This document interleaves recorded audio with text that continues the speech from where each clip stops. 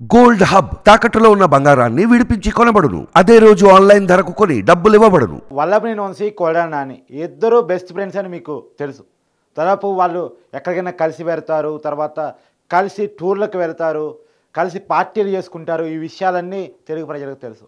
ఇద్దరు ఎన్టీఆర్కి చాలా క్లోజ్, జూనియర్ ఎన్టీఆర్కి చాలా క్లోజ్. మొదట్లో టీడీపీ నుంచి ప్రస్థానం స్టార్ట్ చేసిన వ్యక్తులు వీళ్ళిద్దరూ కూడా. కొడాలి నాని అయితేంది, వల్లభనేని వంశీ అయితేంది.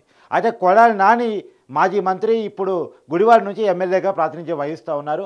వల్లభనేని వంశీ గన్నవరం నుంచి ఎమ్మెల్యేగా ప్రాతినిధ్యం వహిస్తూ ఉన్నాడు.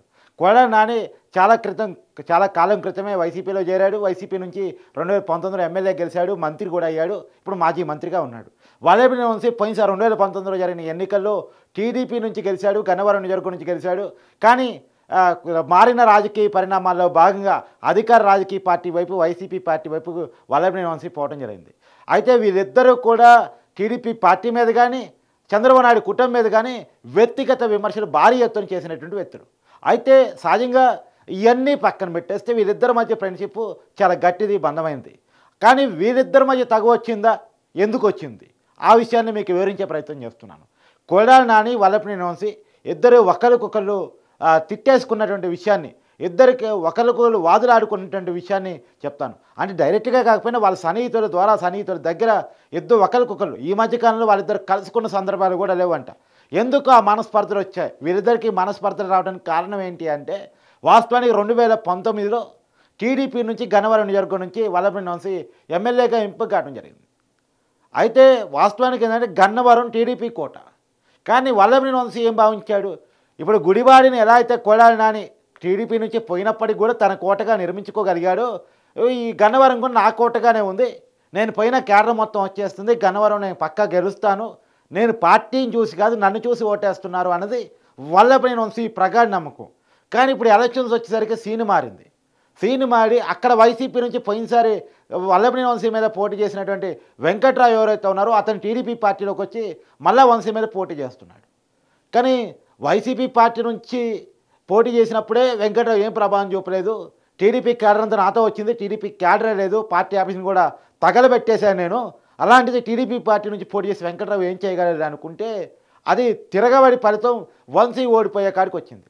మరి వైసీపీలో చేరినందుకు ఏమైనా లాభం వచ్చిందా అంటే ఏం లాభం వచ్చింది, ఏమైనా మంత్రి అయ్యాడా, కొడనానంటే మంత్రి కాగలిగాడు.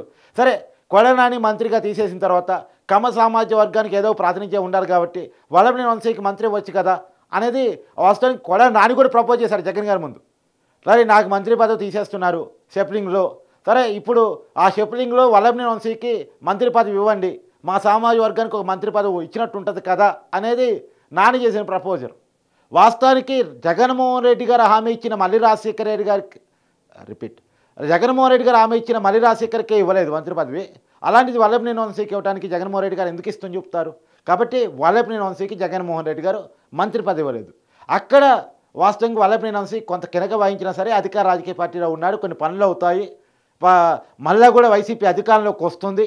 ఆ వైసీపీ అధికారంలోకి వస్తే సరే సుదీర్ఘకాలం రాజకీయంలో ఎమ్మెల్యేగా కొనసాగవచ్చు, తర్వాత ఇయ్యాలి కాకపోయినా రేపైనా మంత్రి కావచ్చు నెక్స్ట్ టైం అధికారం వచ్చిన తర్వాత అని చెప్పేసి వల్లభనేని వంశీ భావించాడు. కానీ జరిగిన పరిణామం ఏంటంటే ఇప్పుడు రెండుకి చెడ్డ రేవడిగా మారిపోయాడు. ఇప్పుడు టీడీపీయే వెనక్కి రానిచ్చే పరిస్థితి లేదు, రానివ్వదు వంశీని నానిని ఇద్దరిని టీడీపీ వెనక్కి రానివ్వదు, వాళ్ళ పార్టీలోకి వస్తారంటే రానివ్వదు. ఎందుకంటే అంత అగాధమైన గ్యాప్లు టీడీపీకి వాళ్ళకి మధ్య జరిపోయాయి. కానీ ఇప్పుడు వైసీపీలోన ఎమ్మెల్యేలుగా గెలిచే పరిస్థితి లేదు. కొడాలి నాని అన్న కొంత టఫ్ ఫైట్ ఇస్తున్నాడు, గెలవచ్చు వాడచ్చు. కానీ కొడాలి నాని తన కంచుకోట అనుకున్నటువంటి గుడివాడలో ఎట్టి పరిస్థితిలో నల్లేరు మీద నడకగా తను గెలుపు ఉంటుంది అనుకున్న గుడివాడలో చాలా కష్టంగా భావిస్తున్నాడు. అక్కడ టీడీపీ నుంచి పోటీ చేస్తున్నటువంటి ఎన్ఆర్ఐ అభ్యర్థి రాము చేతిలో చాలా కష్టంగా గెలిస్తే గెలవచ్చు, ఓడితే ఓడొచ్చు అన్నట్టుంది. టీడీపీలో అయితే బలంగా చెప్పుకున్నారు, 15,000 మెజార్టీతోటి మా అభ్యర్థి గెలవబోతున్నాడని టీడీపీలు చెప్పుకుంటున్నారు. సరే, టీడీపీలు అలా చెప్పుకోవచ్చు, వైసీపీలో మేము గెలుస్తామని నాని నాకు 30,000 మెజార్టీ వస్తుందని చెప్పుకోవచ్చు. కానీ వాస్తవ పరిస్థితి ఏంటంటే నెక్ టు నెక్ ఫైట్ ఉంది. నెక్ టు నెక్ ఫైట్లో ఎవరైనా బయటపడవచ్చు, నాని బయటపడచ్చు, రాము బయటపడచ్చు. కానీ గన్నవరానికి వచ్చేసరికి ఖచ్చితంగా వల్లభనేని వంశీ గెలిచే పరిస్థితి లేదు, వల్లభనేని వంశీ ఓడిపోతున్నాడు. ఆ విషయం వల్లభనేని వంశీకి కూడా అర్థమైంది. ఇక్కడే గొడవ స్టార్ట్ అయింది. నన్ను ఎందుకు రాజకీయంగా పార్టీ మార్చావు, నాకేదైనా ఉంటే ఫ్రెండ్గా నువ్వు వెళ్ళిపోయచ్చు, నేను ప్రత్యర్థి పార్టీలో ఉన్నా, నాకు జగన్మోహన్ రెడ్డి నుంచి ఏదైనా అంటే అధికారం ఉన్న పార్టీ సహజంగా ప్రతిపక్ష ఎమ్మెల్యేని ఇబ్బంది పెట్టే పరిస్థితి ఉంటుంది కాబట్టి వల్లభనేని వంశీ మీద గతంలో కొన్ని కేసులు నమోదై ఉన్నాయి కాబట్టి సో ఇబ్బంది పెట్టే ప్రయత్నం చేయొచ్చు. కాబట్టి నువ్వు ఫ్రెండ్గా ఉండి అధికారంలో ఉండి నాకు హెల్ప్ చేస్తే పోయేది కదా, నన్ను ఎందుకు వైసీపీ పార్టీలో లాగావు? నీ మాటలు విని వచ్చాను, నాకు దక్కింది లేదు, కానీ ఇవాళ ఉన్న ఎమ్మెల్యే పోస్టుని కోల్పోతున్నాను, మంత్రి కాలేకపోయాను, ఉన్న ఎమ్మెల్యేని కోల్పోతున్నాను. ఇప్పుడు రేపు రాజకీయ భవిష్యత్తు ఏంటి? రేపు చంద్రబాబు గెలిస్తే ఖచ్చితంగా మన ఇద్దరిని ఇబ్బంది పెట్టే ప్రయత్నం చేస్తాడు. సరే నువ్వేమన్నా సేఫ్ జోన్లో ఉండే ప్రయత్నం చేస్తామే కానీ నన్నైతే చాలా ఇబ్బంది పెట్టే ప్రయత్నం చేస్తాడు అనేది వల్లభనేని వంశీ నాని దగ్గర వాపోయాడంట. అయితే ఇక్కడే ముదిరి చిన్న గొడవగా స్టార్ట్ అయిందంట. ఈ నాని వల్ల నా పొలిటికల్ లైఫ్ కొలాప్స్ అయింది అనేది వల్లభనేని వంశీ కరాఖండిగా తన సన్నిహితుల దగ్గర వాపోయాడంట. యాక్చువల్గా మ్యూచువల్ ఫ్రెండ్స్ ఉన్నారు. కొడాలి నానికోనో వల్లభనేని వంశీకి చాలా మ్యూచువల్ ఫ్రెండ్స్ ఉంటారు. వాళ్ళు ఎప్పుడు చాలా సుదీర్ఘ కాలం నుంచి కూడా స్నేహితులు. టీడీపీలో ఉన్నప్పటి నుంచి, టీడీపీలో అంతకుముందు నుంచి కూడా వీళ్ళిద్దరు ఫ్రెండ్స్, వీళ్ళిద్దరు జూనియర్ ఎన్టీఆర్కి దగ్గర. సో వీళ్ళు కలిసి టూర్లకు వెళ్తూ ఉంటారు, ఫారిన్ వెళ్తూ ఉంటారు, బెంగళూరుకి వెళ్తూ ఉంటారు. సరే వీళ్ళు వెళ్ళే ప్లేసుల మీద చాలా రకరకాల ఆరోపణలు కూడా గతంలో వినిపిస్తూ ఉంటే అవి మనకు వాస్తవాలు తెలవకుండా ఆరోపణలు చేయడం మనకు కరెక్ట్ కాదు. కానీ ఏదేమైనా వీళ్ళు పార్టీలకి వాటికి వీటికి టూర్లకి అలా మాత్రం వీళ్ళిద్దరు వెళ్తూ ఉంటారు. వీళ్ళిద్దరితో పాటు ఇంకొంతమంది కూడా వెళ్తూ ఉంటారు. అయితే వీళ్ళిద్దరు టాపిక్ కట్టి వీళ్ళిద్దరు పేరు దిద్దాం, మిగతా వాళ్ళ పేర్లు తర్వాత చర్చకు వచ్చినప్పుడు చూద్దాం. కానీ వీళ్ళిద్దరైతే పార్టీలకు వెళ్తూ ఉంటారు, కలిసి టూర్లకు వెళ్తూ ఉంటారు. అయితే అంత ఫ్రెండ్షిప్ ఉన్న వీళ్ళ మధ్య మనస్పర్ధలు తయారయ్యాయి.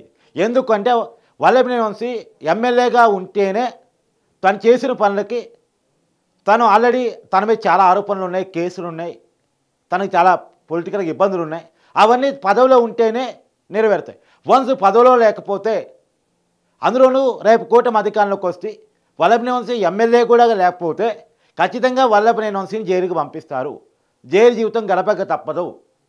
అందులోనూ నారా భువనేశ్వర్ గారి మీద వ్యక్తిగతంగా కామెంట్ చేసినటువంటి వంశీని ఖచ్చితంగా నారావారి కుటుంబం ప్రత్యేకించి నారా లోకేష్ వదిలిపెట్టాడు అనేది వల్లభనేని వంశీ భయపడుతున్న విషయం.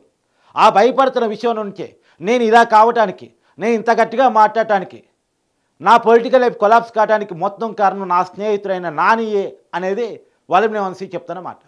కానీ మొత్తంగా ఈ మొత్తం చర్చలో నుంచి గన్నవరంలో ఓడిపోతున్నాను అనే కంక్లూజన్కి వల్లభనేని వంశీ రావటం గమనార్హం.